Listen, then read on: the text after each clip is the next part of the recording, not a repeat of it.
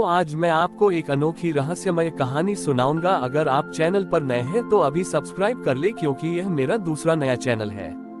तथा कहानी पूरा देखे, अंत में एक अनोखा रहस्य छुपा है। धन्यवाद। तो सुनिए। प्राचीन समय में स्मृतितंत्र नामक एक राज्य था। इस राज्य के लोग अत्यंत सुखी और समृद्ध थे। उनका जीवन धार्मिक अनुष्ठानों और सत्य के मार्ग पर आधारित था। परंतु जैसे जैसे समय बीता, राज्य के लोग अपनी पुरानी पवित्र स्मृतियों को भूलने लगे। वे अब केवल आज के धन और कल के लाभ पर ध्यान केंद्रित करते थे।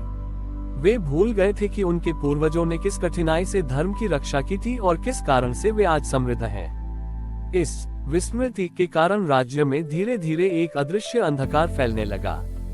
जब दीपावली का पर्व निकट आया तो मां लक्ष्मी ने अपने सेवक धर्मदूत को स्मृतितंत्र भेजा। धर्मदूत ने देखा कि राज्य के हर घर में भव्य सजावट है, सोने चांदी के दिए जगमगा रहे हैं, पर लोगों के चेहरे पर एक विचित्र खालीपन और असंतोष है। धर्मदूत ने राज्य के सबसे धनी सेठ, जिसका नाम वर्तमान था, से पूछा, हे सेठ, आप दीपावली पर यह सब क्यों करते हैं? सेठ वर्तमान ने अहंकार से उत्तर दिया, हम ये सब इसलिए करते हैं ताकि माँ लक्ष्मी प्रसन्न हो और हमें अगले साल और अधिक धन दें। ये हमारा निवेश है। दूत उद्धरण चिन्ह।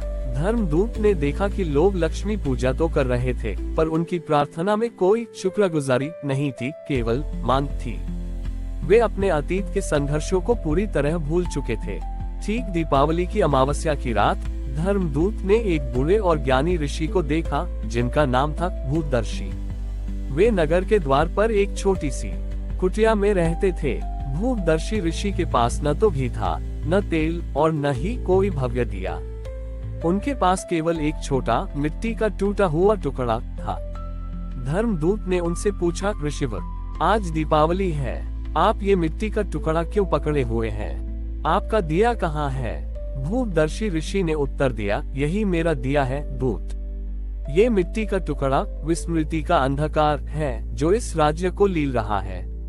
मेरे पास तेल नहीं है, क्योंकि इस राज्य के लोग मांग के तेल से तो दिए जला रहे हैं, पर शुक्रगुजारी के तेल को भूल चुके हैं। और यही कारण है कि माँ लक्ष्मी इस राज्य में स्थायी निवास नहीं कर पाएंगी। ऋषि ने नगर के लोगों को इकट्ठा किया और बोले, हे स्मृतितंत्र के लोगों, दीपावली का पर्व केवल धन की देवी का नहीं, बल्कि स्मृतियों की देवी का पर्व भी है।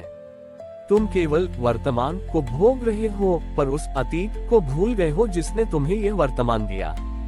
आत्म मूल्यांकन की विधि। ऋषि भूतदर्शी ने लोगों से एक नया अनुष्ठान करने को कहा। तारांकन, आज रात अपने घर का हर दिया बुझा दो।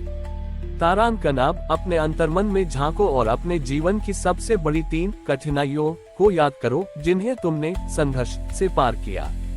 तारांकन, अब उन 3 व्यक्तियों को याद करो जिन्होंने तुम्हें निस्वार्थ भाव से मदद की। जैसे ही लोगों ने अपने दिए बुझाए, चारों ओर घना अंधकार छा गया। लोगों ने मजबूरी में अपने मन में झांकना शुरू किया। सेठ वर्तमान को याद आया कि कैसे उसके दादाजी ने एक समय भीख मांगी थी और कैसे एक गरीब मजदूर ने अपनी जान पर लगाकर उसका डूबता व्यापार बचाया था। जब लोगों ने अपनी पुरानी संघर्षों और मदद की स्मृतियों को याद किया तो एक अद्भुत घटना हुई। उनके हृदय से एक गर्म सुनहरी ऊर्जा निकली। भूतदर्शी ऋषि ने घोषणा की, यह ऊर्जा ही शुक्रगुजारी का तेल है। अब अपने दियों को जलाओ। लोगों ने अपने बुझे हुए दियों को फिर से जलाया। इस बार दियों की लौ पहले से 10 गुना अधिक तेज और पवित्र थी, क्योंकि वे घी से नहीं बल्कि शुक्रगुजारी के तेल से जल रहे थे। उसी क्षण माँ लक्ष्मी प्रकट हुई। उनके चेहरे पर वह संतोष था जो उन्होंने 1 साल से नहीं देखा था। माँ लक्ष्मी ने कहा, मैं केवल धन की नहीं बल्कि स्मृति और शुक्रगुजारी की भी देवी हूँ। जहाँ लोग अपने अतीत के संघर्षों को भूल जाते हैं और केवल वर्तमान में मांग करते हैं, वहाँ मेरा आशीर्वाद अस्थायी होता है। आज तुमने अपने हृदय में स्मृति का दिया जलाया है। मेरा स्थायी वास अब यहाँ होगा। उस दिन से स्मृतितंत्र ने अपना नाम बदलकर शुक्रगुजार नगर रख लिया और दीपावली केवल धन पूजा नहीं, बल्कि हर व्यक्ति द्वारा अपने जीवन के संघर्षों, मदद और पूर्वजों के बलिदान को याद करने और उनके प्रति शुक्रगुजार होने का वार्षिक पर्व बन गया। शुक्रगुजार नगर में दीपावली का वह अनुभव क्रांति जैसा था। लोगों ने पहली बार समझा कि सच्चा प्रकाश बाहरी दियों में नहीं बल्कि मन की स्मृतियों और आभार में है। सेठ वर्तमान, जो अब सेठ शुक्रगुजार बन चुका था, ने अपने सारे भव्य दियों को तोड़ दिया।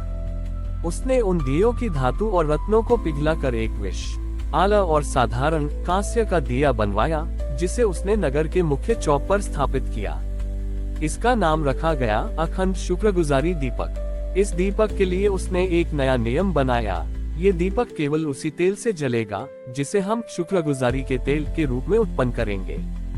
गांव के लोग उत्सुक थे, शुक्रगुजारी का तेल कैसे बनता है सेठ जी?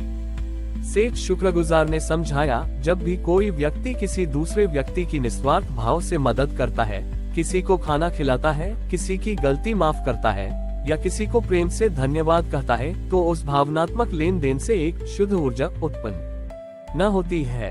यही ऊर्जा घी या तेल में मिलकर उसे शुक्रगुजारी के तेल में बदल देती है। ये तेल साधारण तेल की तुलना में 10 गुना अधिक चमकता है और कभी समाप्त नहीं होता। सेठ ने नगर में एक आभार केंद्र स्थापित किया।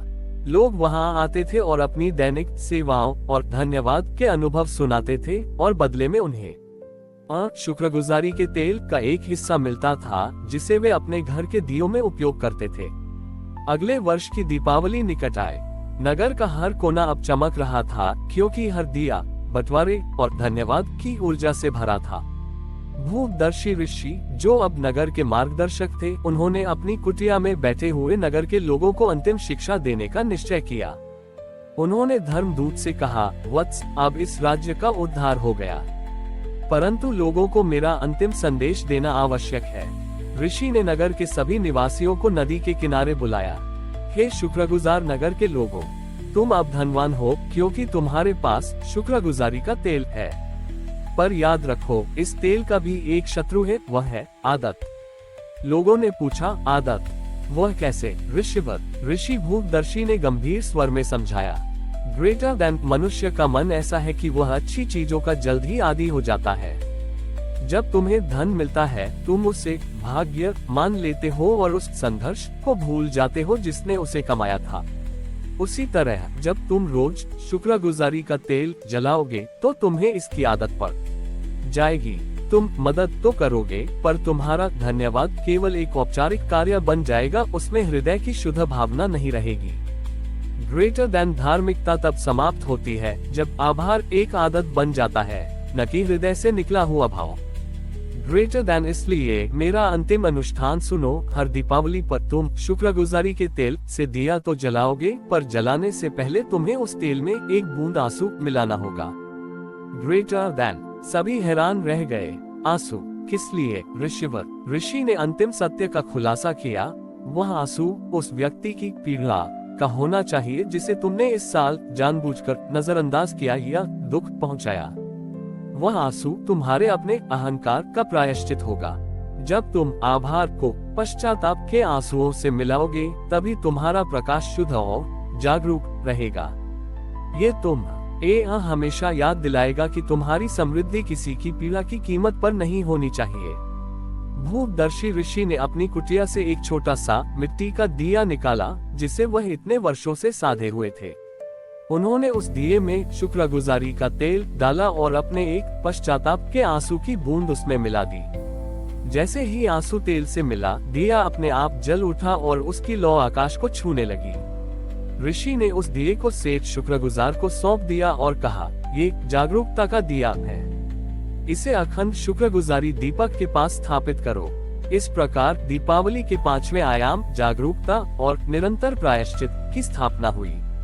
अब नगर में कोई भी दिया जलाता था तो आभार के साथ जागरूकता का भी संकल्प लेता था, ताकि उनकी धार्मिकता कभी केवल एक आदत बनकर न रह जाए। हमारी और भी आध्यात्मिक एवं अनोखी कहानियां देखने के लिए हमारे चैनल पर जाएं तथा धार्मिक एवं पौराणिक अनोखी कहानियां हमारे चैनल पर है। कृपया जाके देखें तथा हमारे चैनल को सब्सक्राइब करके रखें और वीडियो लाइक जरूर करें। धन्यवाद।